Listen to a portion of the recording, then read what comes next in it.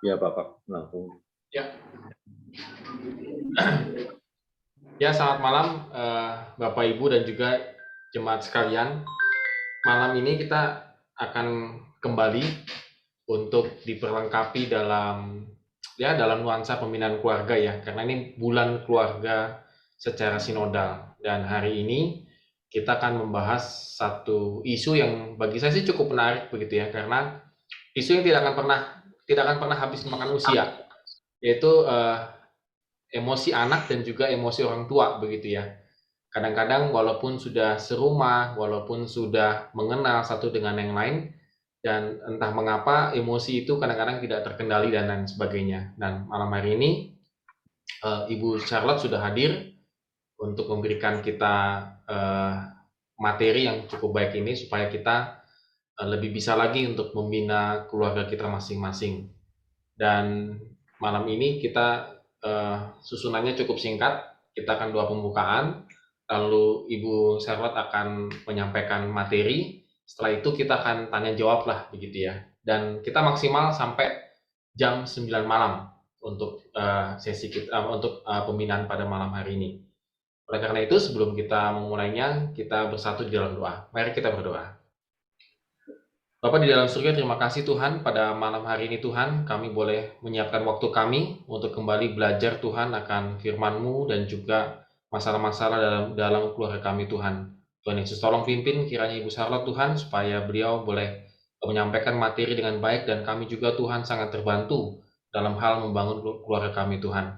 Sepenuhnya Tuhan, kami menyerahkan acara kami pada malam hari ini ke dalam tangan Engkau. Di dalam nama Tuhan Yesus kami telah berdoa. Amin. Amin. Baik, terima kasih Bu Charlotte, silakan untuk ini. Ya, selamat malam Pak Fabio, selamat malam Pak Pan, selamat malam Bapak.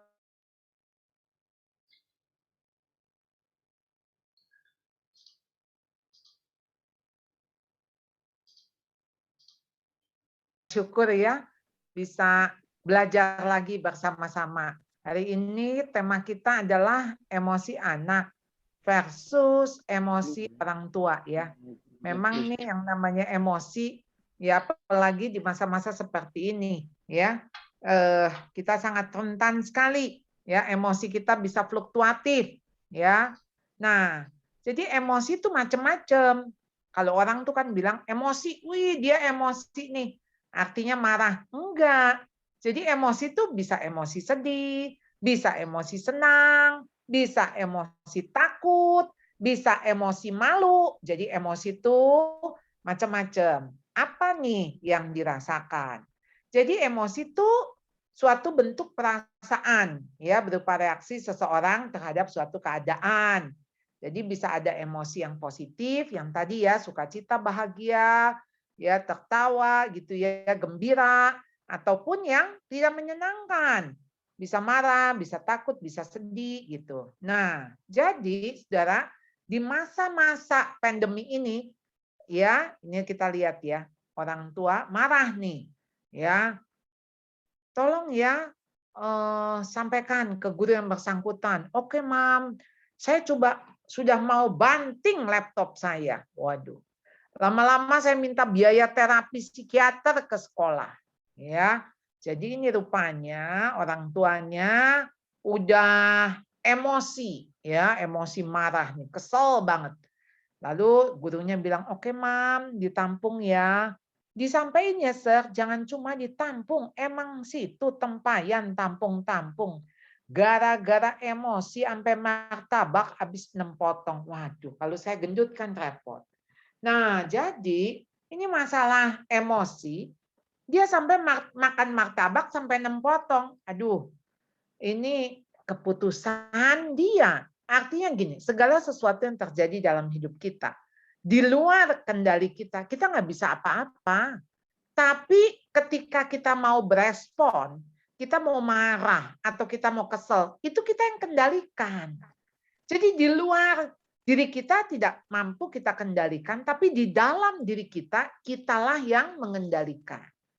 Nah, Itu kan ini dampak global dari pandemi ini ya, orang tua di Amerika cenderung stres. Sehingga konflik dengan anak meningkat, lebih sering teriak, berkata kasar, lebih banyak menghukum anak. Kita tahu memang pandemi ini betul-betul bukan hanya kepada fisik, tapi juga kepada psikis kita. Kenapa? Karena dulu guru adalah orang tua di sekolah bagi muridnya. Jadi guru kita anggap sebagai orang tua kedua bagi anak-anak kita. Tapi sekarang, orang tua adalah guru di rumah bagi anaknya. Bisa bayangkan, jadi fungsi sekarang orang tua tuh nambah. Bukan hanya sebagai tukang masak, sebagai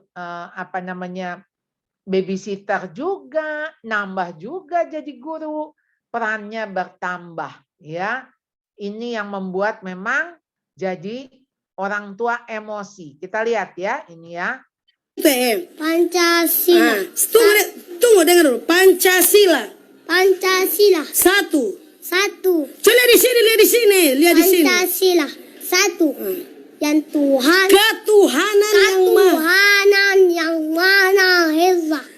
Ketuhanan yang Maha Esa. Dua. Tunggu. Ketuhanan yang Maha Esa. Yang Maha Maha Esa. Coba diam jangan nyong. Untuk cerita. Coba Jo. Pancasila satu, ketuhanan yang Maha Esa. Pancasila satu, yang ketuhanan yang Maha Esa. Coba kuat. Mana? Nyong, ambil kamar usah sapu mano. Kita jangan bermain Rafael, Yesus tengah mati kita ya. Ambil kamar dulu. Ada belajar online. Pancasila satu, yang ketuhanan yang Maha Esa. Ketuhanan yang Maha Esa. Maha, Maha. Sini. Cepat Jo. Mama susah dia sasapu Cepat Jo, kurang sasapu lidi. Cak situ. Kurang sasapu lidi cepat Jo Ini kurang lebih 3 menit lebih, isinya cuma marah-marah begini. Saudara, kalau sudah tidak bisa memakai satu metode, saudara mestinya jangan memaksakan metode itu. Harus ganti. Jadi kalau tadi dia ketuhanan yang Maha Esa, buat anak tuh kata Maha itu abstrak. Jadi yang dia tahu tuh kata mana, di mana, yang mana. Jadi berulang kali ketika disebut Maha, tuh anak menyebut mana. Nah ini yang mestinya orang tua menjelaskan bedanya kata Maha dan bedanya kata mana. Jadi jangan dipaksakan, ya. Jadi memang children may never remember what you said. Anak-anak mungkin nggak ingat apa yang Anda katakan, ya. Udah ambil sapu tuh ya orang tuanya ya, udah mau siap-siap mau pukul. But they will always remember how you made them feel. Jadi anak mungkin nggak ingat persisnya Anda ngomong apa, tapi dia ingat bagaimana perasaannya dia. Jadi perasaannya si anak. Jadi si anak merasa disayang kah? Atau merasa dibenci kah? Merasa dianggap bodoh kah? Merasa anak itu jadi bermasalah buat si orang tua. Nah, perasaan itulah yang anak-anak ingat. Nah, jadi saudara, ayolah kita mau menciptakan emosi yang mana? Kan emosi itu berhubungan dengan feeling tadi kan, dengan perasaan. Nah, jadi perasaan yang mana yang mereka ingat? Jadi bukan secara kognitif, oh saya pernah diajak ke sini, saya pernah diajak ke situ. Bukan soal tempat, bukan soal kata-kata, tapi soal perasaannya. Dia senang nggak waktu diajak ke sana? Dia senang nggak dengan kata-kata itu? Apakah kata-kata itu yang membuat dia sedih? Jadi perasaan itulah yang dia ingat, yang nempel di benak kepalanya. Jadi Bapak Ibu, mari kita pilih, ya, baik itu sikap kita, baik itu perkataan kita yang bisa membuat perasaan, membuat emosinya positif, bukan negatif. Nah, saudara, pandemi ini saya ibaratkan seperti MRI, ya. Kan MRI itu memperlihatkan kita nih, kita sakit apa. Kayak kemarin saya punya kaki sakit. Saya pikir, oh mungkin ini asam urat, mungkin kenapa gitu ya, mungkin ada sesuatu. Nah, begitu di MRI jelas, ternyata ada meniskus yang robek. Nah, kalau meniskusnya robek, udah harus dijahit gitu kan. Tapi waktu sakitnya itu saya nggak tahu kalau itu gara-gara meniskus yang robek, tulang rawannya robek. Nah, pandemi ini memperlihatkan kita, keluarga kita tuh sebetulnya seperti apa. Kalau ada gejala 4L, lelah, letih, lesu, lemas, ya. Nah, mungkin ada penyakit di dalam 4C, emosi, komunikasi, interaksi, dan relasi. Jadi di dalam keluarga kita ini udah ada sakit nih. Sakit di dalam emosinya kah, di dalam komunikasinya kah, atau interaksi atau relasinya yang rusak. Jadi saudara, pandemi ini memperlihatkan kita karena begitu kita dimasukkan ke rumah, lockdown, stay at home, nah kok jadi pertengkaran lebih meningkat, konflik lebih banyak. Mestinya begitu kita disatukan di dalam rumah, kan mestinya kita lebih senang, lebih banyak interaksi, lebih banyak komunikasi. Tapi semua membuat justru tambah runyam, ya. Kenapa? Ya karena ini sebelum pandemi itu sebetulnya relasi kita udah rusak.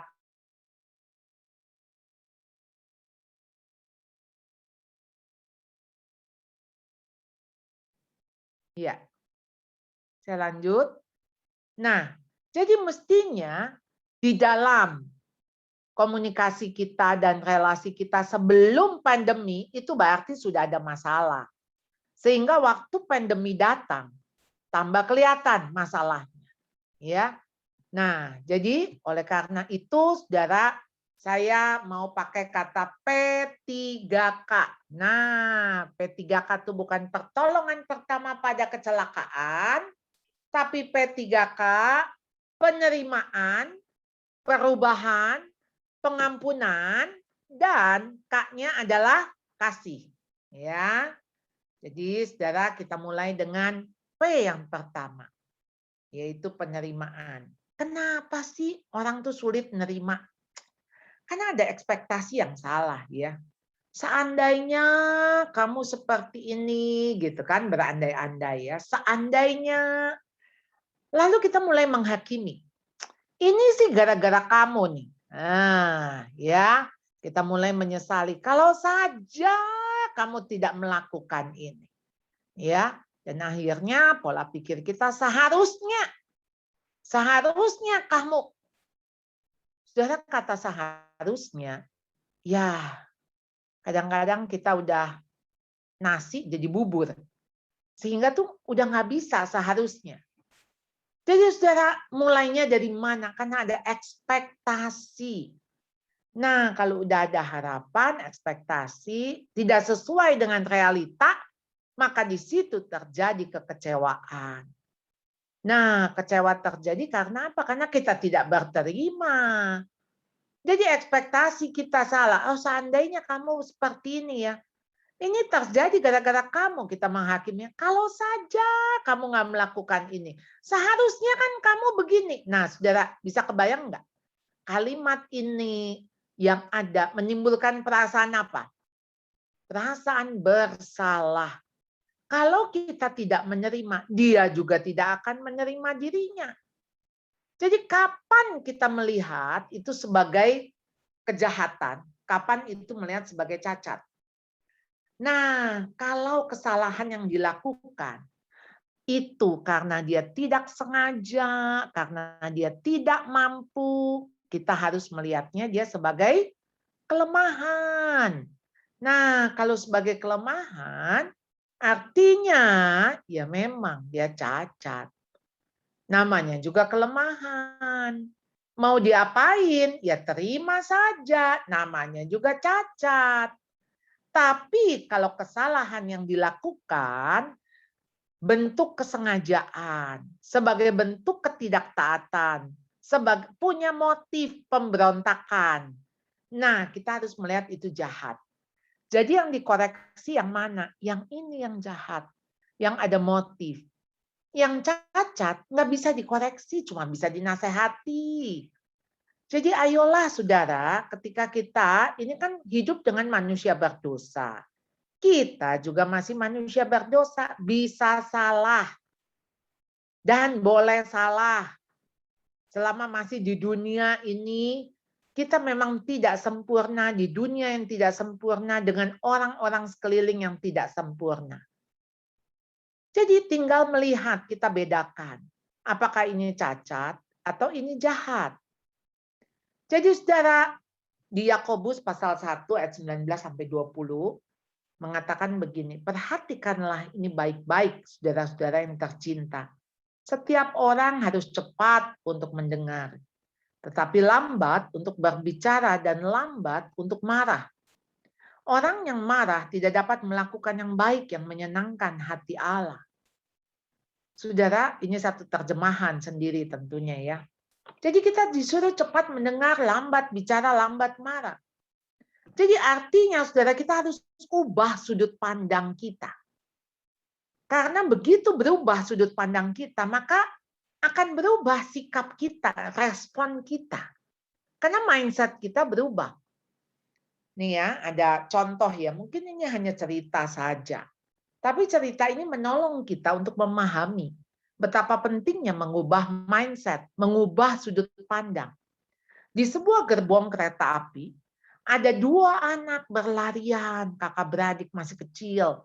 Lari sambil ketawa, sambil dorong-dorongan main. Nah, penumpang sudah mulai terganggu. Jadi ketika penumpang mulai terganggu, dia lihat mana ya ini orang tuanya ya. Oh, ada papanya di situ. Lagi buka-buka handphone. Satu orang memberanikan, menegur sang ayah. Pak, tolong ya. Itu anaknya dikasih tahu, mengganggu kami itu. Teriak-teriak, ketawa-ketawa main. Lalu ayahnya mengatakan begini, iya saya juga lagi bingung. Apa yang saya harus katakan kepada anak-anak ini? Sebab di stasiun berikutnya, kami harus menjemput jenazah ibunya, yaitu istrinya si bapak ini. Wah saudara, satu gerbong itu terdiam. Jadi ketika mereka terdiam, mereka betul-betul tidak menyangka apa yang mereka lihat. Lalu mereka melihat anak ini dengan penuh belas kasihan. Ada yang mengeluarkan permen, coklat, kasih anak ini. Anak ini tetap lari-larian, tetap teriak, tetap ketawa-ketawa. Tapi sekarang reaksi orang merasa nggak terganggu. Kenapa dia menjadi tidak terganggu? Karena dia jadi melihatnya, kasihan sekali anak ini nanti setelah ini dia akan menangis, dia akan kehilangan ibunya. Jadi biarkan sekarang ini, kalau dia bisa tertawa, biarkan dia tertawa, dia senang. Saudara, kenapa kita bisa menerima? Situasinya sama, tadi tidak nerima, sekarang nerima. Karena ada sudut pandang yang berubah. Jadi ubahlah speed Anda dalam mendengar dan bicara. Tadinya kita lambat mendengar, cepat bicara, cepat marah. Sekarang harus dibalik. Kita cepat mendengar, lambat bicara, dan lambat marah. Jadi ubah mindset Anda jadi dengan begini. Kalau Tuhan mengizinkan ini terjadi, ya sudah Tuhan aja izinkan, masa kita nggak izinkan? Atau kita pikir seandainya ini hari terakhir, worth nggak saya ribut dengan dia, saya berantem dengan dia, saya konflik dengan anak ini. Seandainya hari ini hari terakhir dia atau hari terakhir saya. Jadi saudara, penerimaan adalah awal dari penghargaan. Karena kita menghargai bukan berapa besar harganya, tapi seberapa bernilainya dia bagi pemiliknya. Siapa pemiliknya? Yaitu Tuhan. Yaitu kita. Kita melihat betapa bernilainya. Jadi kita menghargai bukan karena anak itu pintar, bukan karena anak itu hebat, tapi karena anak itu bernilai di mata Tuhan sehingga bernilai di mata orang tua. Demikian juga dengan pasangan kita. Kita menghargai keberadaannya. Yang kedua, saudara, kalau tadi kan P3K ya, penerimaan. Yang kedua, perubahan. Yang ketiga, pengampunan. Dan K-nya kasih. Perubahan. Sering nggak Anda dengar orang ngomong gini, emang saya orangnya begini. Kalau ada orang ngomongnya, saya orangnya begini. Berarti apa? Fokusnya tuh kepada diri. Kalau dia udah fokusnya, emang saya orangnya begini. Fokus kepada diri, sehingga dia nggak mampu melihat kebutuhan orang lain. Jadi kalau dia nggak lihat diri sendiri, yang dilihat orang lain, lalu apa yang dia katakan? Orang lainlah yang harus berubah. Jadi bukan dirinya yang berubah, orang lain yang harus berubah. Jadi saudara, ayolah, siapa sih yang harus berubah?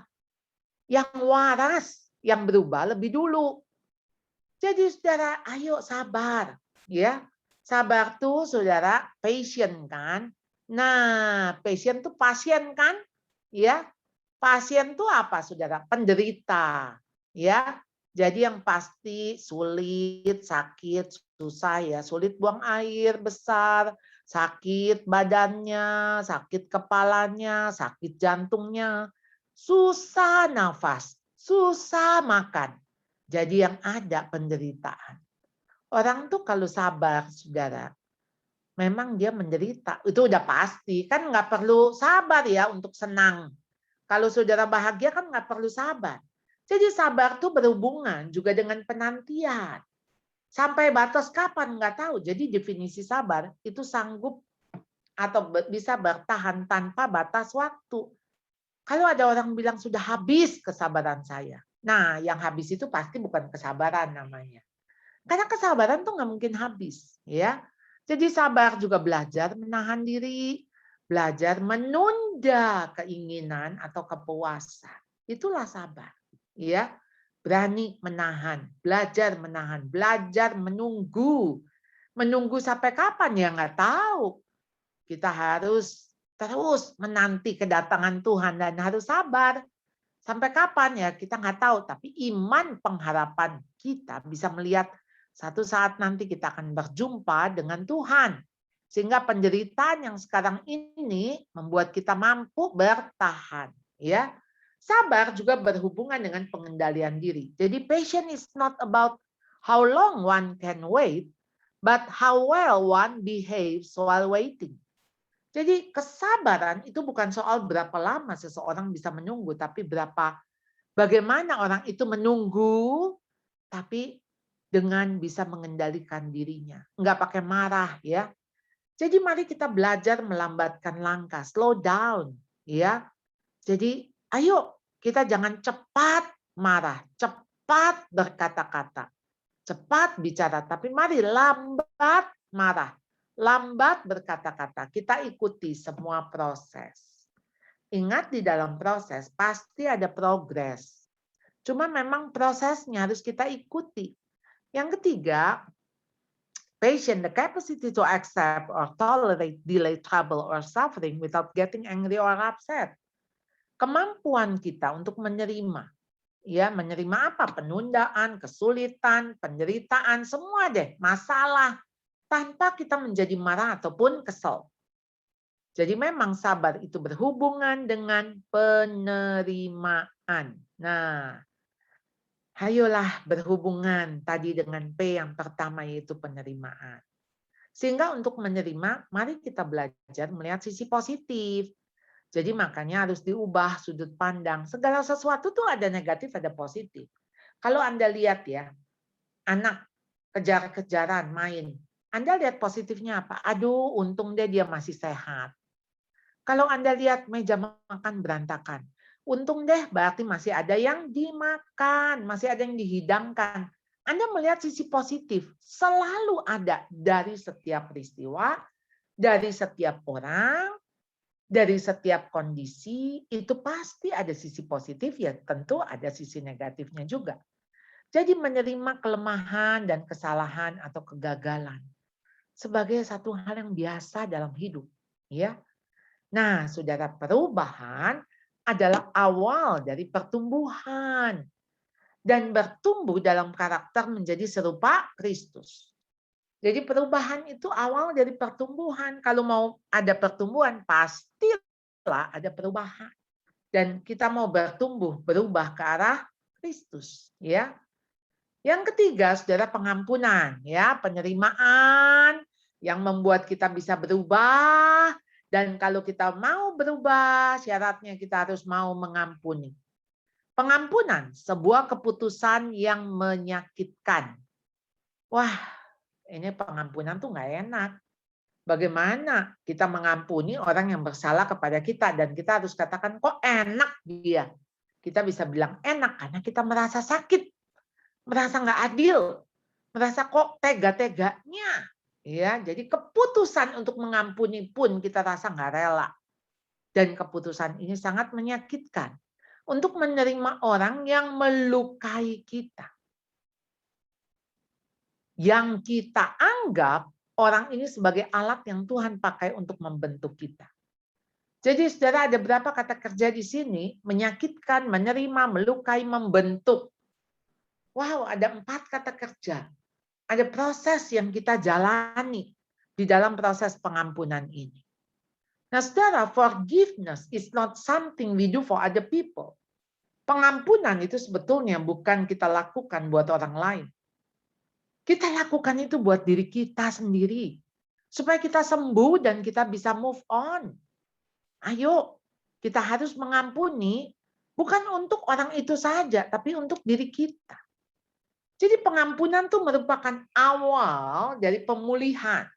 Ya, pengampunan merupakan awal dari pemulihan dan dimulai dari mana, saudara, pengampunan itu? Menerima dulu pengampunan Tuhan kepada diri sendiri. Sehingga kalau kita menerima pengampunan Tuhan, kita mendapat anugerah pengampunan itu, maka kita juga dimampukan untuk mengampuni orang lain. Nah, kita dimampukan juga untuk mengampuni orang yang bersalah kepada kita karena kita sendiri udah diampunin sama Tuhan. Dan pengampunan merupakan awal dari sebuah proses pemulihan, rekonsiliasi. Jadi yang namanya memaafkan dan dimaafkan itu akan jadi satu. Ya, jadi satu proses, yaitu namanya pemulihan. Ya. Jadi Kak, yang terakhir, tadi apa P-nya? Yang pertama penerimaan. Penerimaan, gimana kita bisa nerima orang? Saudara-saudara, nerima orang bukan karena saudara suka. Siapa sih yang kita suka? Sangat subjektif banget. Kita bisa suka, bisa nggak suka, gitu kan? Ya. Jadi kita menerima itu karena kita kasih. Karena kita mengasihi dia. Jadi waktu Tuhan memerintahkan kepada kita, kasihilah musuhmu. Saudara, bagaimana saudara suka sama musuh? Nggak mungkin lah, ya. Tapi saudara mengasihi dia karena apa? Karena saudara bisa menerima dia sebagai alat yang Tuhan pakai untuk membentuk kita supaya kita punya karakter pengampunan. Kan kalau kita nggak disakitin, gimana kita bisa ngomong, wah saya ampuni ya kamu ya. Tapi dia nggak nyakitin kita, nggak mungkin. Dia harus menyakiti baru kita bisa mengatakan kita mengampuni. Jadi mengampuni harus ada kasih, menerima harus ada kasih, berubah juga harus ada kasih. Jadi P3K, penerimaan, perubahan, dan pengampunan yang karena kasih, love. Love it always protect, always trust, always hopes, dan always perseveres. Love never fails. Kasih. Kasih itu selalu, ya, ada kata-kata selalu percaya, selalu melindungi, selalu berharap. Jadi nggak pernah kehilangan pengharapan. Dan always perseveres, selalu bertahan. Nah, kalau di dalam terjemahan kita, sabar menanggung segala sesuatu. Sabar menanggung segala sesuatu, perseveres, ya. Nah, love never fails. Kasih itu tidak pernah berkesudahan. Kasih itu tidak pernah gagal, ya. Love never fails. Mari kita akan lihat satu klip, ya. Saya akan putarkan untuk saudara.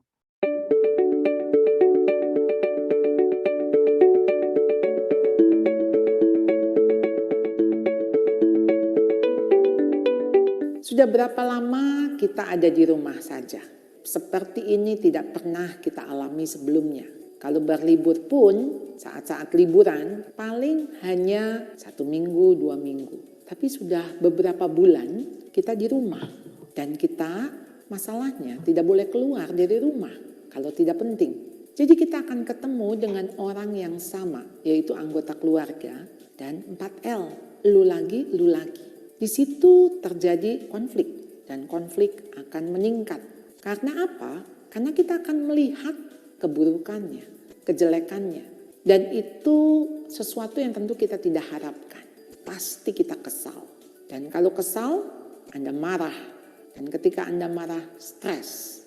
Oleh karena itu, pandemi ini bukan hanya berdampak kepada kesehatan fisik saja, tetapi juga kesehatan psikis. Orang-orang makin banyak keluhan secara fisik yang disebabkan dari psikis. Berapa banyak rumah tangga yang tambah retak, konflik lebih banyak terjadi, bahkan berujung kepada perceraian. Demikian juga dengan sibling, kakak dengan adik, yang sehari-hari mereka biasanya bertemu dengan teman. Sekarang teman mereka itu hanya saudara kandungnya. Yang satu iseng, yang satu cengeng. Tiap hari terjadi pertengkaran, keributan, berebut ini dan itu. Jadi makin kita ada di rumah, makin tidak betah. Ketika kita menghadapi anak ataupun pasangan, mereka juga punya kelemahan. Kita masih hidup di dalam kedagingan. Natur kita natur dosa. Masih bisa nggak kita melukai orang? Bisa. Masih bisa nggak kita terluka? Bisa. Dan kita justru lebih terluka oleh orang-orang yang kita kasihi, yang dekat dengan kita. Kenapa? Karena kita berharap mereka tidak melakukan itu. Bukti mengasihi mestinya tidak melukai. Itu anggapan kita. Tapi ternyata salah. Anda sedang hidup dengan orang-orang yang punya kekurangan di samping kelebihan, yang punya kelemahan di samping kekuatan. Kalau mereka membuat Anda terluka, wajar. Tapi yang penting luka itu harus sembuh. Jadi bagaimana kita bisa sembuh? Enggak ada cara lain kecuali Anda mengampuni. Mengampuni bukan melupakan. Mengampuni bukan sedang membohongi diri Anda bahwa Anda terluka. Mengampuni adalah ketika Anda mau menerima bahwa Anda sedang terluka dan Anda mau menerima itu sebagai sesuatu yang Tuhan izinkan terjadi. Anda mengampuni bukan karena dia minta ampun atau minta maaf pada Anda. Anda mengampuni karena itu urusan Anda dengan Tuhan. Anda mengampuni karena Tuhan sudah mengampuni Anda dan Tuhan sudah mengampuni dia. Masalahnya ketika Tuhan sudah mengampuni dan Tuhan sudah mengatakan ampunilah mereka sebab mereka tidak tahu apa yang mereka perbuat. Ataupun mereka tahu apa yang mereka perbuat. Tuhan mengatakan sudah selesai. Sudah selesai di kayu salib. Karena Tuhan mengatakan aku sudah membayar lunas kesalahan mereka. Sehingga Anda tidak perlu lagi menanggung sakit hati itu. Kalau Anda tidak mengampuni, artinya Anda belum menerima anugerah pengampunan dari Allah. Orang yang dendam itu ibarat ada segenggam sampah di bawah bantal tempat dia tidur. Tidak terlihat wujud sampahnya, tetapi tercium baunya. Itulah dendam. Dendam itu Anda tidak perlu melihat orangnya. Setiap kali mengingat orang itu, Anda akan kesal, timbul sakit hati. Dan sudah pasti tidak ada sukacita. Sudah pasti tidak ada damai sejahtera. Oleh karena itu, sakit hati harus diselesaikan. Selesaikan dengan siapa? Dengan dia. Dia belum minta maaf? Oke, bukan itu tahapannya. Tahap pertama, Anda selesai dengan diri Anda. Caranya, Anda datang kepada Tuhan. Anda mohon ampun kalau Anda belum bisa mengampuni. Hanya karena anugerah pengampunan yang kita terima, itu yang memampukan kita mengampuni orang-orang yang bersalah kepada kita. Hanya karena kasih Tuhan yang melampaui segala akal dan pikiran, yang mampu untuk menutupi kesalahan dan dosa. Mengampuni adalah sebuah keputusan, mau mengampuni atau tidak. Ketika Anda mau mengampuni, tahap demi tahap Anda akan lalui. Apakah sakitnya langsung hilang? Tidak. Tapi percayalah, berangsur-angsur akan hilang. Ketika Anda mengingat peristiwa itu, atau Anda mengingat orang itu, Anda sudah tidak sakit lagi. Mengampuni bukan demi orang yang bersalah terhadap kita. Mengampuni demi kita yang terluka. Mungkin dia nggak pernah sadar akan kesalahannya. Apalagi dia minta maaf. Apakah selama dia tidak minta maaf, tidak mengakui, Anda terus menyimpan kesalahan dia? Dan yang Anda simpan adalah sampah. Hati Anda harus bersih. Setiap saat kita siap dipanggil Tuhan. Ketika Tuhan memanggil kita, apakah hati kita bersih? Oleh karena itu, kitalah yang harus memutuskan. Hati saya bersih dari sampah-sampah kesalahan orang lain. Saya selesaikan. Dengan siapa? Dengan Tuhan. Dengan cara Tuhan. Terima kasih Engkau sudah mengampuni saya. Dan saya tahu Engkau juga mengampuni orang-orang yang bersalah kepada saya. Pembalasan adalah hakku, kata Tuhan. Jadi bukan urusan kita balas-membalas. Penghakiman ada pada Tuhan. Mari kita mengampuni lebih dulu anak-anak kita, pasangan kita, sehingga mereka belajar mengampuni kita, mengampuni sesama. Karena mengampuni itulah yang Tuhan inginkan. Mari kita saling mengampuni karena kita saling mengasihi. Iya, kita sudah mendengar tentang P3K, ya, penerimaan, perubahan, pengampunan, dan semuanya diikat dengan kasih. Kita akan buka tanya jawab, silahkan. Saya kembalikan kepada Pak Fabio. Ya, terima kasih Bu. Silakan jemaat sekalian, Bapak Ibu atau ini yang ingin bertanya, saya sudah unmute ya. Seharusnya sudah bisa dibuka ya speakernya.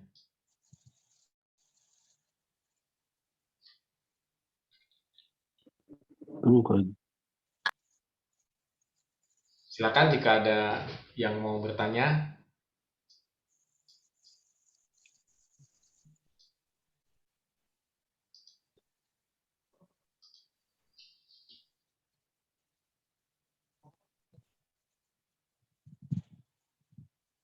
Atau mau kasih pendapat, biasanya kalau saya seminar banyak yang angkat tangan ya, Papan ya.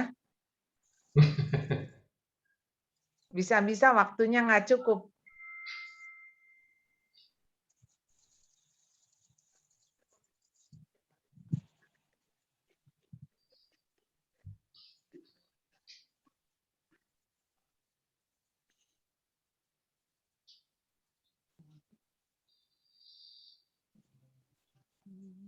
Silahkan Bapak Ibu. Atau sudah jelas semua ya Pak Fabio ya. Jadi sudah. Ya, kalaupun kita supaya nggak emosi, ya kita menerima lah ya. Kita terima, kita sendiri yang berubah, baru anak berubah. Dan kalau anak sampai salah atau apa, ya udah ampuni saja ya. Nah, memang ini semua dasarnya cuma satu, kasih ya.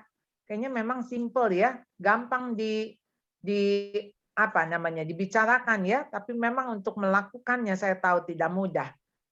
Nah, memang kita hanya butuh kasih dari Tuhan untuk memampukan kita bisa dapat menerima, kita bisa berubah dan kita bisa mengampuni ya. Iya, silakan Bapak Ibu. Terima kasih Bu Charlotte. Jelas ya, P3K pokoknya jemaat hafal P3K. Ya, penerimaan, perubahan, pengampunan dan kasih ya. Seandainya ini kita lakukan dalam keluarga, pasti iklim dalam keluarga berubah. Juga iklim bergereja juga ya. Ya penuh dengan suasana surgawi hadir selalu. Ya terima kasih banyak Bu Charlotte tuh penyampaian.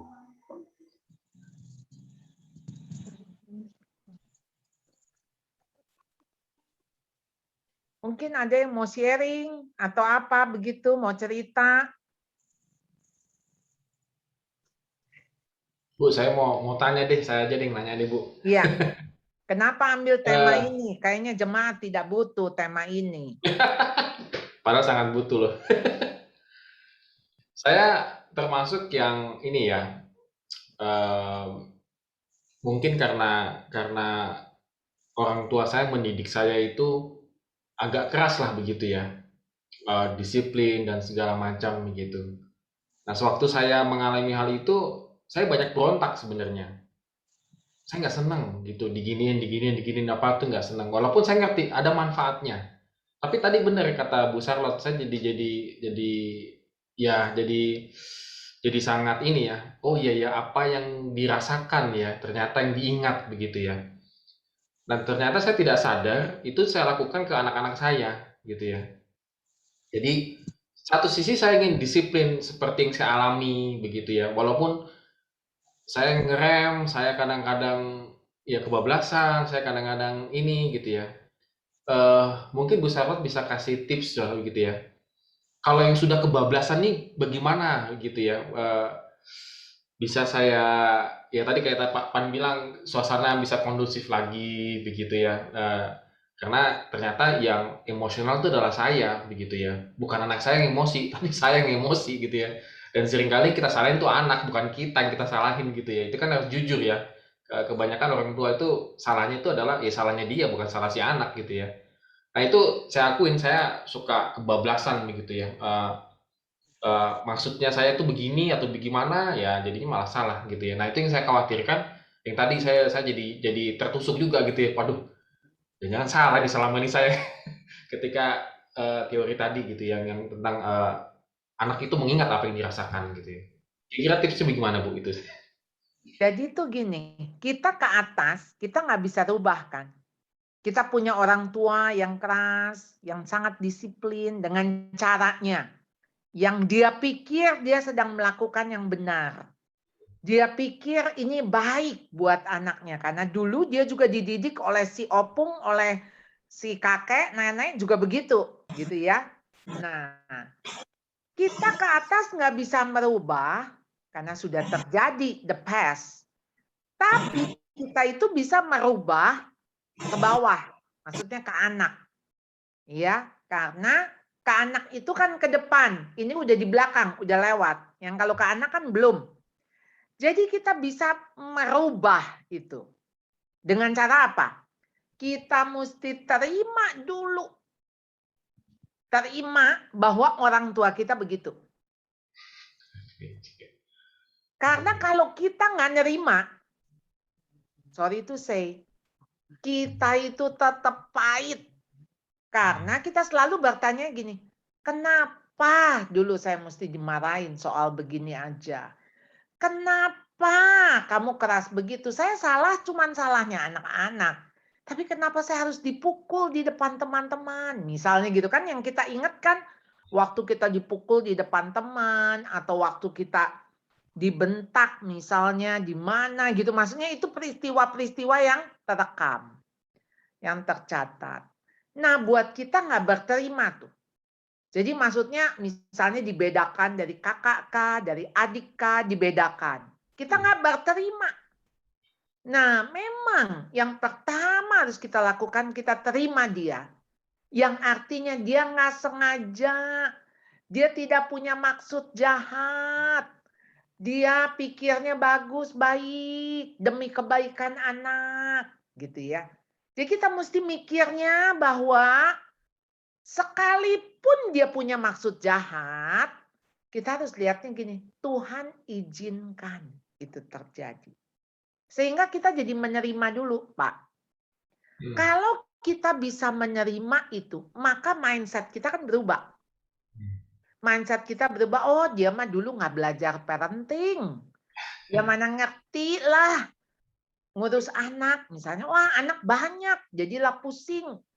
Atau kita tuh mikir, oh iya dulu papa mama tuh sulit sekali secara ekonomi, bla bla bla. Jadi ya yang ada emosi saja.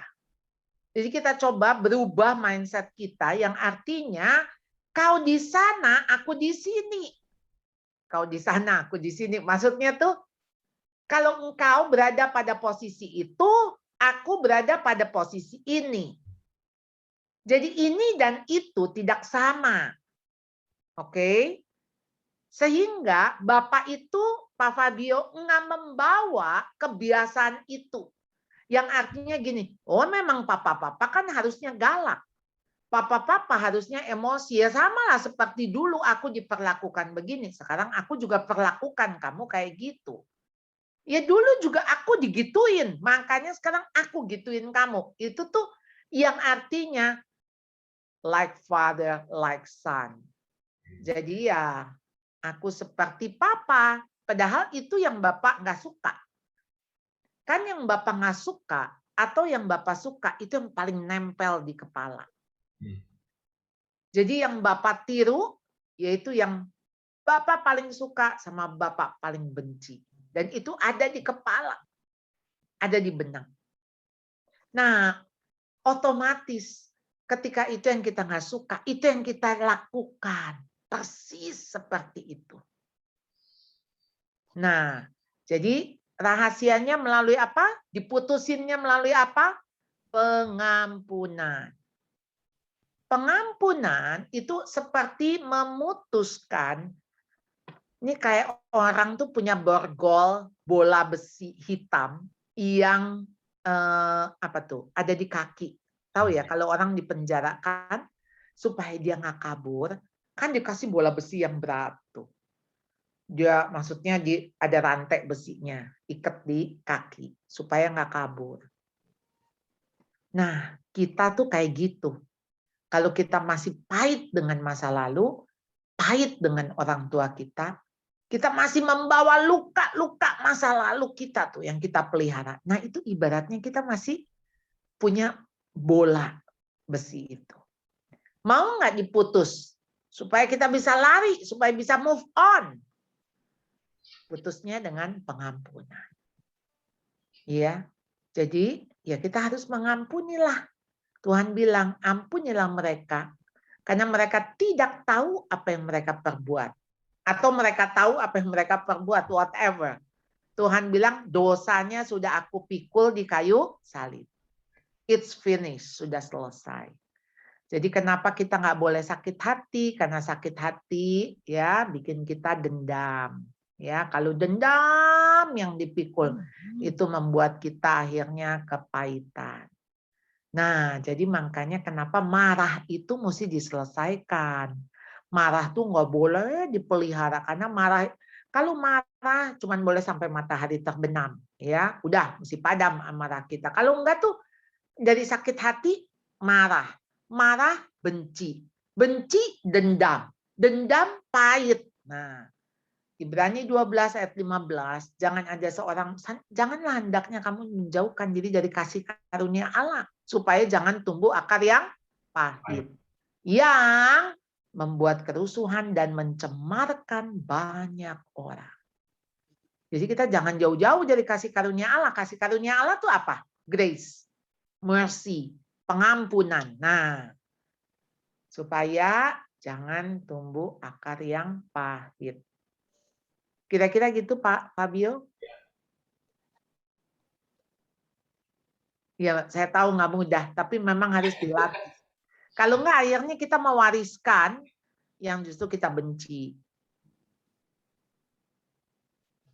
Ya karena kan situasi kita pada saat ini kan di rumah begitu ya, Betul. ketemu itu kan justru malah malah semakin emosi gitu ya, gampang Iya, ketemu gitu iya. ya. Nah, caranya kita harus melihat ini belum tentu selama-lamanya kayak gini. Dan kita mesti ngelihatnya ini sesuatu yang berharga. Jadi bukan, aduh sampai kapan sih ini anak ribut melulu gitu. Enggak. Mumpung dia masih bisa ribut, biarinlah ribut. Besok kalau salah satu sakit, udah nggak bisa ribut. Kalau salah satu masuk ke rumah sakit, boro-boro ribut. Iya kan? Jadi maksudnya gini, setiap peristiwa itu kita bisa melihat sisi positifnya. Apa yang Bapak kesel? Bisa kok ngelihatnya jadi nggak kesel gitu. Maksudnya tinggal lihat di balik itu, behind the scene. Ya. Betul. Saya capek beresin doang sih Bu, anak saya itu aja. Capek beresin. Iya, ada. Semuanya Maksudnya beresin pura-puranda, Bu. mainan. Hah? Bukan hanya mainan, Bu. Semuanya pura-puranda. Oh, oke. Kalau begitu sekarang konsekuensinya, marilah bersama-sama Papa kita beresin. Ya. Nah, kalau sampai dia nggak mau beresin, kita cuma bilang gini, kalau sampai Papa yang beresin, berarti mainan itu 1 minggu nggak turun. Iya, mainan itu 1 minggu tetap ada di lemari. Jadi tinggal menghitung hari aja.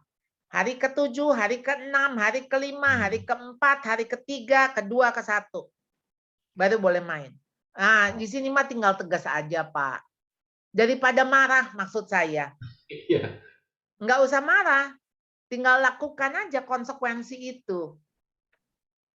Nanti kan dia sendiri yang ada pilihan. Dia mau beresin apa nggak beresin. Kalau dia nggak beresin 7 hari, ya udah. Dia mau merengek kayak apa, dia mau menangis sedih, Bapak mesti tahan di situ. Ya. Kan disiplin itu isinya cuma konsisten dan ketegaan, ya. Beli ketegaan di pasar. 1 hari cekokin itu, 1 sendok makan, ketegaan. Ya. Iya, iya, betul, Bu, betul. Silakan Bapak Ibu yang lain, saya sudah membuka nih. Kalau mau ada tips, minta tips dan segala macam ya. Saya Bu Charlotte. Oh ya, Pak Hasto, silakan Pak Hasto. Silakan. Beberapa waktu lalu saya ingat Bu Charlotte di GKSP juga sampaikan bahwa kita harus tegaan gitu ya, benar. Kita harus tegaan. Nah, yang jadi masalahnya begini, Bu Charlotte. Misalnya kita membangunkan anak itu kan setiap pagi. Ya. Kalau kita sudah sampaikan mulai besok nggak dibangunkan gitu ya, tapi ternyata nggak bangun, kita lama-lama kan kita pegel juga, marah gitu kan. Nah, Bu Charlotte yang pernah bilang itu bahwa ya sudah anak nggak usah dibangunkan gitu kan, atau nggak usah dikasih makan, kalau makan harus diingatkan terus gitu ya. Nah, maksud saya posisi hati kita itu loh. Nanti sakit. Iya kan, sakit kita juga yang nanggung. Sekolah lama-lama ya, maksudnya emosi kita itu apakah terus tetap ya udah dibangunkan saja, nggak usah perlu marah, tapi tetap aja dibangunin. Gimana itu? Misalnya. Iya, sebetulnya kan kita mau menyampaikan sebuah pesan, ya. Nah, kamu kalau Papa terus bangunin, ya berarti kamu nggak akan berusaha sendiri. Karena dia tahu alarmnya itu si Bapak, ya. Jadi dia nggak ada usaha tuh untuk dia pakai handphone alarmnya atau dia pakai wecker, gitu kan? Karena dia akan tenang-tenang. Pastilah Papa akan bangunin aku. Pastilah Bapak akan bangunin aku. Sehingga tanggung jawab dirinya tuh nggak dibangun, Pak. Jadi kalau misalnya Bapak bilang takut makan, oh misalnya nggak usah makan kalau nggak mau makan gitu ya. Nah saya pikir sebetulnya anak ini lapar nggak? Pasti lapar kan? Jadi kasih tahu, jangan marah-marah. Nah, kalau kamu jam 8 malam nggak makan, ya ini papa mama udah mau beresin meja makan, ya. Jadi kalau kamu nggak makan sebelum jam 8 malam, ya artinya siap-siap puasa ya. Puasa kalau cuman puasa malam hari mah nggak mati Pak, dan nggak sakit, ya. Kan puasa, ya. Besok pagi kan udah makan. Cuman buat anak tuh ngalami akibatnya. Itu dulu Pak.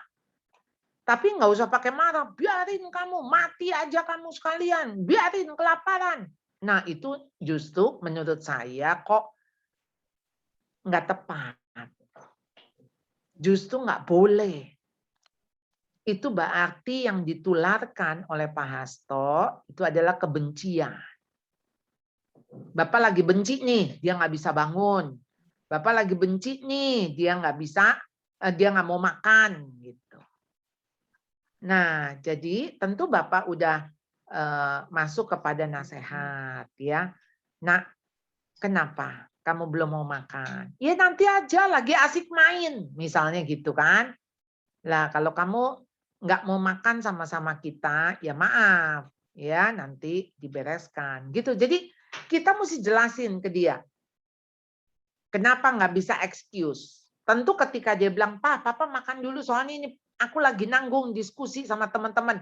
Nah ya kalau kayak gitu ya kita pasti kasih itu toh, kasih kelonggaran, kasih maksudnya flexibility, pasti ada fleksibilitas. Ya kan? Nah, tapi sekarang mau mengajarkan dia sebuah tanggung jawab, sebuah ketertiban, ya, sebuah respon yang tepat. Nah, kita mesti memberikan konsekuensi. Tentu konsekuensinya bukan yang pasti, wah, nanti kalau dia bangun terlambat kan nggak naik kelas. Ya enggak lah Pak, kan sehari. Lalu kita telepon sama gurunya, Bu, saya memang sengaja nggak bangunin. Tolong Bu, kasih dihukum aja Bu, ya supaya anak saya kapok. Nggak apa-apa Bu, gitu. Jadi yang kasih maksudnya, oh kalau terlambat ya berarti nanti kamu mesti double kerjaannya, dapat tugasnya 2 kali lipat, misalnya gitu loh Pak. Jadi ini mah bukan tujuannya buat membinasakan anak, bukan membina, bukan membinasakan. Ya. Nah, tadi sih saya bilang kalau Bapak nggak punya ketegaan, beli di pasar Pak 2 kilo aja. Ya. Tapi nggak tahu ada yang jual nggak ya kalau kita beli ketegaan.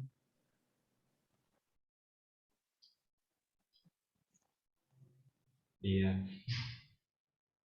Ini di chat ada bertanya Bu, dari Bu Ana Toga Torop ya. Bagaimana menghadapi anak remaja apabila kita marah, si anak langsung diemin mamanya. Kalau mamanya nggak mulai ajak bicara, maka ya si anak juga nggak mulai berbicara juga dengan mamahnya. Kira gimana nih Bu? Iya, anak tuh kalau udah gede nggak butuh dimarahin, butuh ngomongin aja. Jadi kenapa Anda mesti marah? Akhirnya Anda marah bikin anak marah. Cuman bedanya waktu anak marah, Anda dihukum, didiemin, ya kan? Lah Anda nggak tahan, ibu nggak tahan. Jadi akhirnya ibunya juga yang ngajak bicara kan ke anak, ya. Karena kalau nggak kan si anak nggak akan omongan sama mamanya kan. Nah sekarang kan gimana? Kan tujuan Anda marah sebetulnya membuat anak bertobat, betul nggak? Alih-alih bertobat, malah si anak jadi sakit hati. Disiplin itu bukan untuk merusak relasi. Disiplin tujuannya justru untuk membangun relasi. Jadi kalau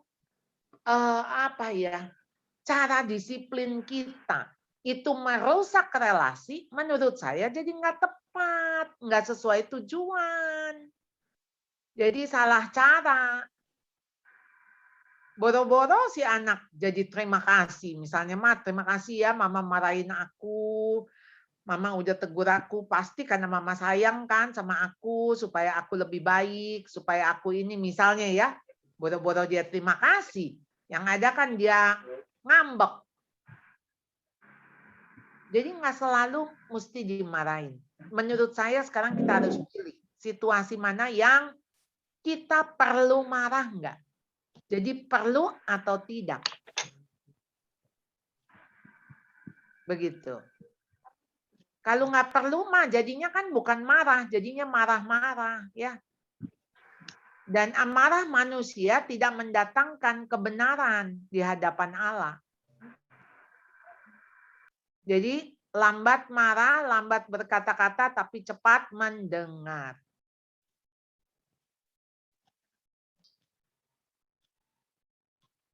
Ya, benar. Bu, mungkin saya boleh bertanya lagi, Bu ya. Ini mungkin agak jauh ke depan. Maksudnya gini, apa pendapat Ibu seandainya tentang jodoh nih, Bu ya? Jadi misalnya anak kita sudah besar, lalu dia memilih pasangannya, punya pacar, begitu ya. Ini dengan catatan baik ya, artinya ya Kristen, ikut Tuhan dan segala macam. Lalu dikenalkan sama orang tuanya, dan orang tuanya entah mengapa nggak srek lah segala macam. Mungkin saya nggak ngerti ya, maksudnya kan sering kali terjadi seperti itu ya. Nah, ini kan menimbulkan emosional ya dalam keluarga tentang hal-hal yang simpel seperti ini. Nah, itu bagaimana Bu ya? Maksudnya kita sebagai orang tua ketika misalnya punya anak yang mungkin apa ya, pasangannya itu nggak cocok di mata kita atau bagaimana. Nah, itu kayak begini-begini itu apakah bagaimana cara menyelesaikannya begitu Bu ya, supaya tidak terjadi konflik lah begitu. Tunggu, yang mau nikah tuh siapa? Ya anaknya tuh Bu.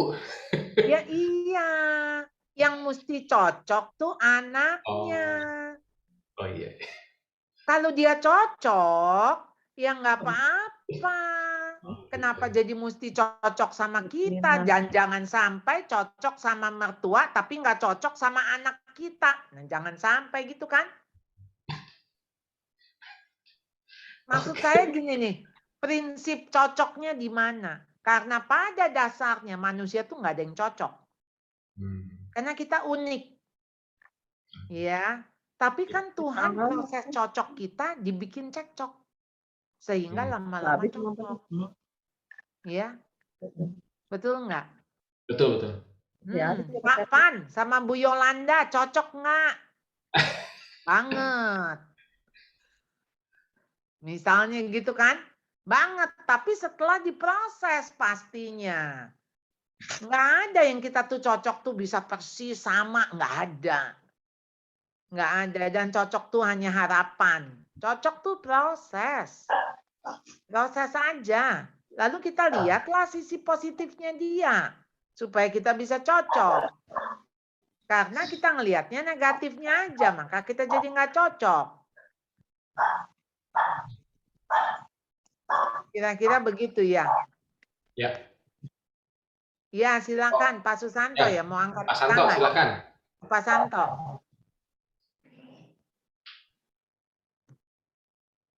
Di-unmute dulu, Pak.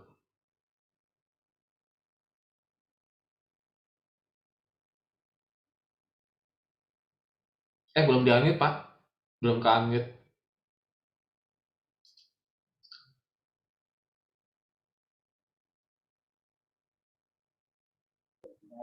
Ya, udah ke-unmute. Ya. Ya, Bu Cato, terima kasih kalau tentang topik semuanya ya. Contohin apa dia itu sempurna sekali, Bu. Sempurna sekali. Yang saya mau tanya, Bu, tadi tentang apa menerusin Pak Bio. Pak Bio tentang mungkin pusing jauh, Pak. Ada Pak Bio sih, mungkin orang lain. Nah, ini saya nih, Bu. Anak saya, Bu, nggak boleh kan apa orang tua apa ngasih tahu bahwa ya calonnya begini lebih baik yang begini kasih tahu begini, bagaimana Bu, boleh nggak Bu? Kalau ngasih tahu aja mah boleh, Pak. Kan namanya juga ngasih tahu.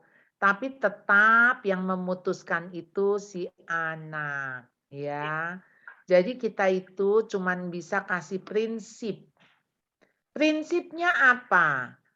Kamu itu menikahlah sama yang cinta Tuhan. Ya, kamu mau pernikahanmu diberkati Tuhan, menikah sama yang cinta Tuhan, karena kalau dia cinta Tuhan, pasti dia akan taat sama Tuhan. Kalau dia taat sama Tuhan, maka dia akan tunduk kepadamu, maka dia akan mengasihimu. Udah itu resepnya. Mau dia orang Ethiopia, ya, kebayang nggak punya mantu orang Ethiopia, ya? Mau dia pendek, bulat, mau dia tinggi langsing, mau jerawatan, jelita, jerawat 5 juta. Yang Tuhan lihat tuh hatinya, hatinya. Kalau hatinya berkenan di hadapan Tuhan, aduh Bapak udah nggak usah takut. Ya, itu jerawat juga jadi nggak kelihatan, ya. Karena yang Tuhan lihat hati. Nah, manusia tuh lebih melihatnya rupa. Manusia melihat rupa, Tuhan melihatnya hati. Nah, jadi mau dibilanginnya apa? Kan cuman satu syaratnya, cinta Tuhan. Udah itu kan Tuhan juga bilang.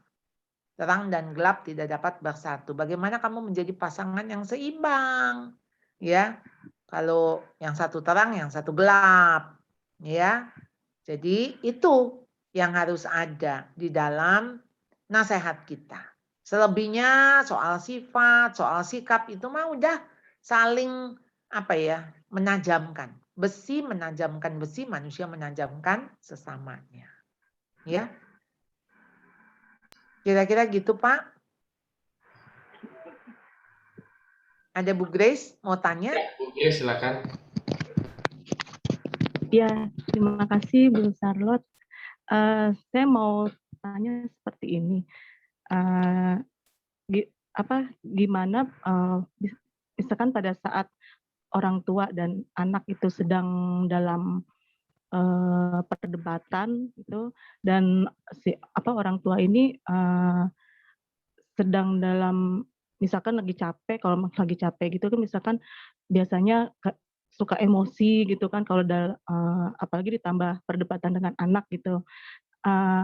Jadi nggak ada yang mau ngalah gitu. Si orang tua, kamu gini itu anak, tapi kan gini. Apakah dalam perdebatan itu kita harus stop dulu, istilahnya reda dulu, tenangin hati, atau gimana cara ini ya Bu, menangani perdebatan dengan anak? Kayaknya nggak putus-putus, jadi nggak ada aja gitu jawabannya dari si anak. Iya, sebetulnya kita sama anak, kita harus memenangkan hati anak. Memenangkan hati anak dengan mengalah. Mengalah tuh untuk menang. Jadi kita tuh sama anak, jangan sama levelnya, sehingga kita jadi kayak kompetitor gitu loh. Ayo siapa nih yang menang? Pokoknya gue mesti menang, gue menangin gitu. Jadi kayak menang kalah gitu loh. Buat kita tuh kayak berdebat gitu kan, kita harus menang. Kamu tuh anak, mama nih pokoknya, wah apalagi pakai kata pokoknya, ya. Jangan kurang ajar sama orang tua, dengerin apa kata mama. Maaf ya, itu gaya jadul. Itu mah gaya orang tua kita dulu. Jadi akhirnya ibu dapat menang, tapi relasi rusak. Dia iya, tapi sebetulnya cuma di luar aja. Hatinya tuh enggak. Karena hatinya ibu nggak menangin. Buat apa kalau kayak begitu? Ya, dia cuma bilang ya udah, iya, ini mumpung maksudnya ini memang saya masih di rumah ini, saya akan nurut. Tapi berapa tahun lagi saya akan tinggalin rumah ini. Dan itu saya harap saya cepat-cepat pergi. Saya udah nggak mau tahu urusan nanti kayak apa. Kalau saya udah di luar rumah, anggap aja saya udah bukan anak mama lagi. Karena akhirnya maksud saya gini loh. Emosi kita yang 5 menit, kata-kata kasar yang keluar 5 menit, akhirnya merusak relasi yang belum tentu 5 tahun bisa pulih. Kan rugi banget ya. Ngomongnya mah 5 menit, ngeberesinnya 5 tahun. Jadi ayolah kita ngapain sih menang dari anak? Kayaknya nggak ada untungnya gitu, Bu. Maksudnya ibu menang nih. Apa ibu gini, ye jago kan, bisa menang gitu kan. Maksudnya nggak ada gunanya gitu, Bu. Ya, saya pikir begini, kasih menang aja ke anak, kasih menang. Dia juga tahu kok kalau dia salah. Entah satu hari Toto dia bilang, datang, Ma, aku minta maaf ya. Sebetulnya aku yang salah loh, Ma. Bla bla bla bla. Dan menurut saya saat itu akan jauh lebih jadi momentum. Karena anak tahu salah, tapi sementara ya ibu udah oke. Gini deh ya, Mama nggak mau berdebat lagi. Ya, kamu bisa putusin sesuai dengan yang kamu mau. Tadi Mama cuma bisa nasihat ya. Nah, tapi ya Mama doa lah buat kamu. Udah gitu aja, Bu. Nanti biarin Tuhan yang follow up. Kalau ibu doa, jadi Tuhan yang akan bekerja di hatinya. Daripada kita yang ngotot, kan? Makasih Bu. Ayo kita ngomong bukan ngotot. Kita ngobrol bukan ngoceh, ya. Jadi kalau misalkan sedang saat posisi seperti itu kita stop istilahnya mengalah, bukan berarti kita Kita kalah, bukan. membenarkan sikap anak Iya, itu. betul. Mendingan kita bilang, sorry ya, jadi Mama nggak lanjutin dah, ya. Habis itu Ibu minum air 2 galon, ya, supaya padam amarahnya Ibu kan. Nah, bilang aja Mama doalah supaya kamu tahu, Mama doain kamu, gitu aja. Kalau udah ngotot kan udah susah, Bu. Nanti akhirnya yang ada kan nada juga makin tinggi, ibu juga makin tinggi, dan udah makin nggak rasional kata-kata.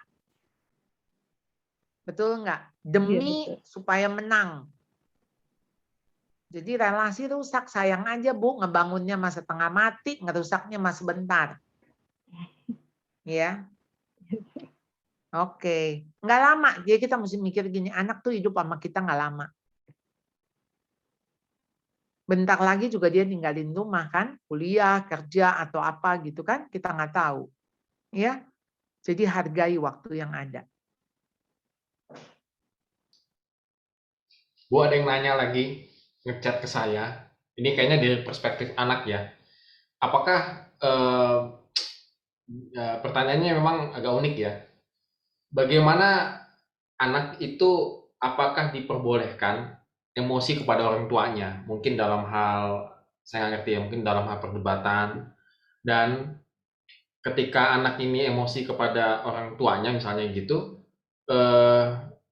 itu terkesannya adalah melawan orang tua. Padahal si anak ini mungkin sedang menyampaikan hal yang pendapat dia, pandangan dia, begitu saja. Tapi terkesannya kamu ngelawan ya, nah kira-kira gitu ya. Padahal dia cuma menyampaikan pandangan-pandangan dia. Nah ini ya dia kebingungan.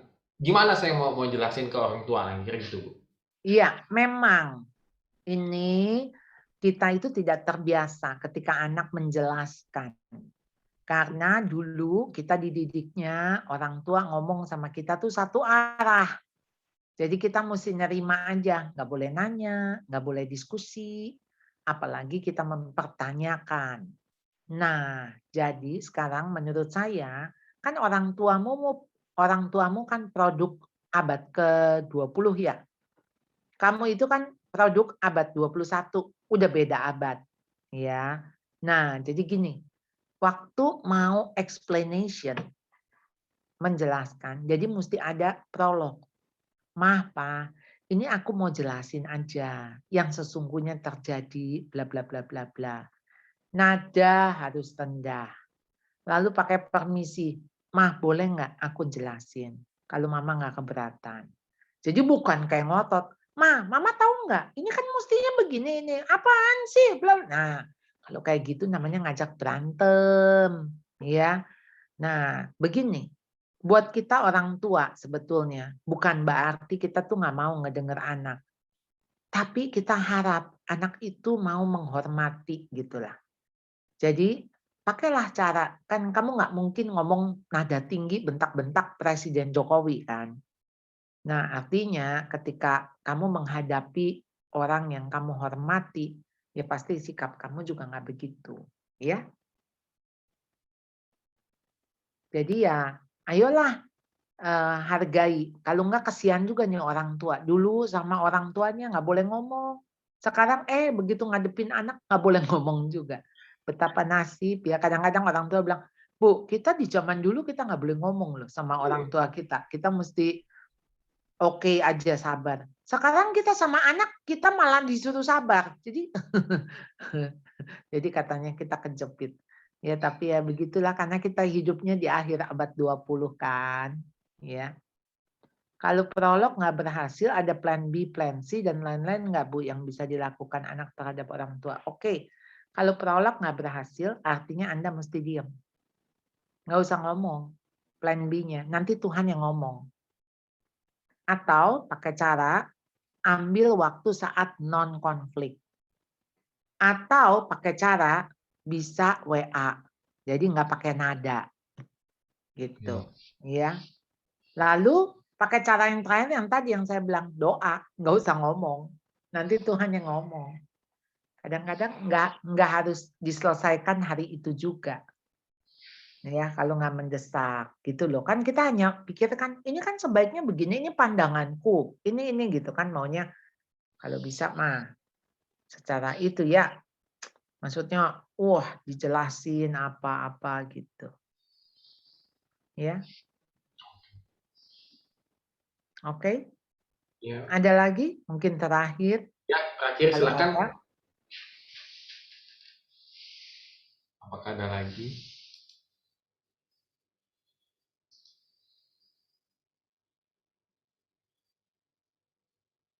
Oke. Sepertinya tidak ada lagi.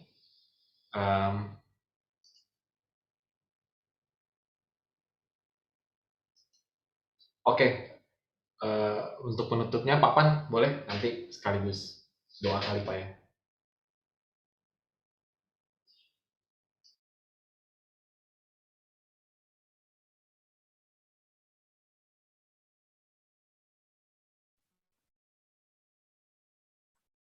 Ya, mari kita satu dalam doa. Tuhan Yesus, terima kasih untuk kebaikan Tuhan yang boleh kami alami pada malam ini. Hamba-Mu Ibu Charlotte yang boleh menjadi berkat bagi kami, mengajar kami, membina kami, membekali kami dengan kebenaran firman-Mu, sehingga dalam kehidupan kami dalam berkeluarga, dalam relasi kami dengan sesama kami dalam keluarga, dan juga relasi kami dalam komunitas GKSP dan juga dalam pelayanan dan juga dengan orang lain, kami boleh mendapatkan langkah-langkah yang praktis dalam kehidupan kami sehingga kami dapat menempatkan diri khususnya menyangkut emosi kami ketika konflik terlibat dengan sesama kami dan anggota keluarga. Kami boleh menerapkan P3K yang diajarkan kepada kami, yaitu ada penerimaan, perubahan, pengampunan, juga kasih menjadi dasar yang kokoh dalam kehidupan kami. Kami yakin Tuhan materi malam ini yang kami dapatkan boleh mengubah kami, wawasan kami, cara pandang kami, respon kami terhadap segala situasi yang boleh terjadi yang Tuhan izinkan. Semua juga membentuk kami untuk karakter kami serupa dengan Kristus. Dan juga banyak hal lain yang boleh terjadi, yang positif, yang boleh kami alami. Dan kami tunjukkan dalam kehidupan kami bersama. Kami yakin Tuhan lewat hal ini, relasi kami semakin baik dalam keluarga dan kepada yang sesama kami.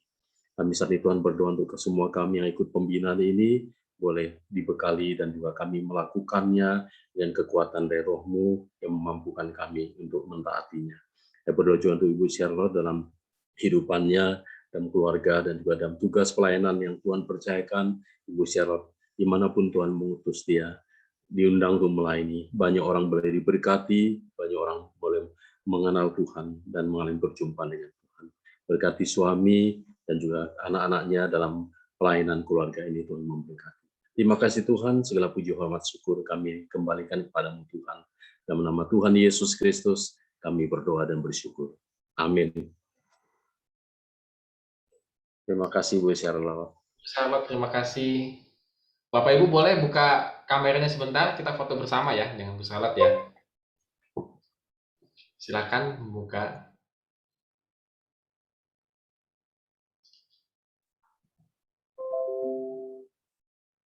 Oke, kalau sudah. Oke, ini ada 2 slide nih. Siap ya?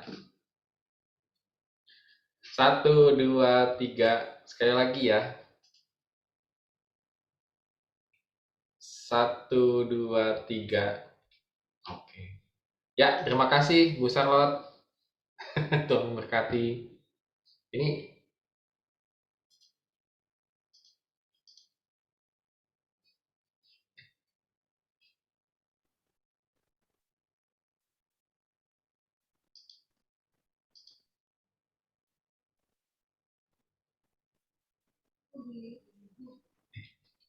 keren gini.